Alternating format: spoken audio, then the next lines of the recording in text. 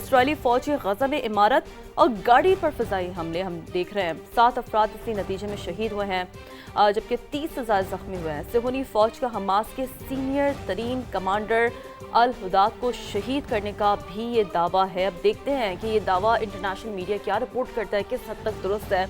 اسرائیل کے لبنان میں بھی حملے جاری ہیں، 7 افراد شہید ہوئے ہیں اور واشنگٹن میں لبنان اور اسرائیل کے درمیان مذاکرات میں 45 روز کی توسیع پر بھی اتفاق کر لیا گیا ہے۔ تو یہ تو ایک بہرحال ڈیولپمنٹ تو ہے۔ اب ناؤ لیٹس سی کہ چیزیں معاملات کس جانب بڑھتی ہیں، کیونکہ سارا کچھ جڑا ہے مشرقی وسطیٰ میں جب تک افراد اسی نتیجے میں شہید ہوئے ہیں جبکہ 30 سے زیادہ زخمی ہوئے ہیں۔ صہیونی فوج کا حماس کے سینئر ترین کمانڈر الہداد کو شہید کرنے کا بھی یہ دعویٰ ہے۔ اب دیکھتے ہیں کہ یہ دعویٰ انٹرنیشنل میڈیا کیا رپورٹ کرتا ہے، کس حد تک درست ہے۔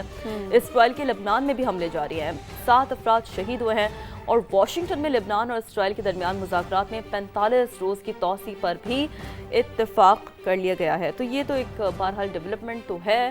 اب ناؤ لیٹس سی کہ چیزیں معاملات کس جانب بڑھتی ہیں، کیونکہ سارا کچھ جڑا ہے مشرقی وسطیٰ میں جب تک افراد اسی نتیجے میں شہید ہوئے ہیں جبکہ 30 سے زیادہ زخمی ہوئے ہیں۔ صہیونی فوج کا حماس کے سینئر ترین کمانڈر الہداد کو شہید کرنے کا بھی یہ دعویٰ ہے۔ اب دیکھتے ہیں کہ یہ دعویٰ انٹرنیشنل میڈیا کیا رپورٹ کرتا ہے، کس حد تک درست ہے۔